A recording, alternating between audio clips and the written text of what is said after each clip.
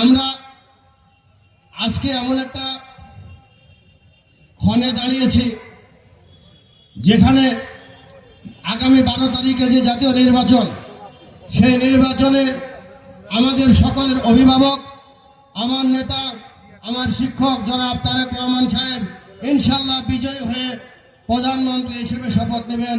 কিন্তু সেই মহেন্দ্র ক্ষণটি যিনি দেখে যেতে পারলেন না, সে আমাদের মমতাময়ী মা বেগম খালেদা জিয়া।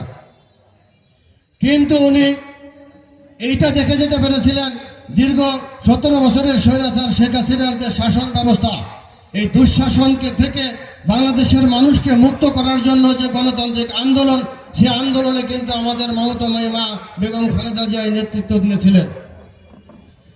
আমি আজকে রাজনৈতিক অন্য বক্তব্য দিব না, দোয়া মাহফিল।